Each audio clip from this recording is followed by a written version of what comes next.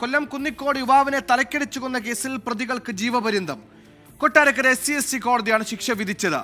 മരത്തിന്റെ ശിഖരം വീട്ടുപറമ്പിൽ വീണെന്ന തർക്കത്തിലാണ് 2022 കടുവാങ്കോട് വീട്ടിൽ അനീഷിനെ 2 പേർ ചേർന്ന് കൊലപ്പെടുത്തിയത്.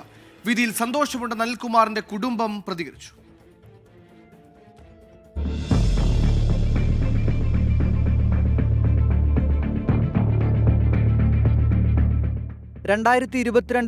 കടുവാങ്കോട് വീട്ടിൽ അനിൽകുമാറിനെ പ്രതികൾ കൊലപ്പെടുത്തിയത്.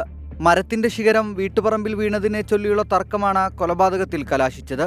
അനിൽകുമാറിനെ അർദ്ധരാത്രിയിൽ സലാഹുദ്ദീനും മകനും ചേർന്ന് വീട് കയറി ആക്രമിച്ച് കൊലപ്പെടുത്തുകയായിരുന്നു. അനിൽകുമാറിന്റെ ശരീരത്തിൽ 20-ലേറെ മുറിവുകൾ ഉണ്ടായിരുന്നു എന്നാണ് പോസ്റ്റ്മോർട്ടം റിപ്പോർട്ട്. മുഖ്യപ്രതി പച്ചില അൽബി ഭവനിൽ ദമീജ അഹമ്മദ്, 2ാം പ്രതി സലാഹുദ്ദീൻ എന്നിവരെയാണ് കുറ്റക്കാരെന്ന് കണ്ടെത്തി കോടതി ശിക്ഷ വിധിച്ചത്. പ്രതീക്ഷിച്ച വിധിയാണെന്നും അതിൽ സന്തോഷമുണ്ടെന്നും അനിൽകുമാറിന്റെ കുടുംബം. നമ്മുടെ ഈ കേസിൽ സഹായിച്ചത് DSP Vijayakumar sir, public prosecutor നന്നായിട്ട് വർക്ക് ചെയ്തു. അതിൻ്റെ ഫലമായിട്ട് നമുക്ക് ഈ കേസിൽ ഇവിടെ ഇങ്ങനൊരു വിജയം കണ്ടെത്താൻ കഴിഞ്ഞത് ഏറ്റവും വലിയ സന്തോഷമുണ്ട്. എൻ്റെ അമ്മയുടെ കണ്ണീരിന് ഫലം കാണുകയും ചെയ്തു.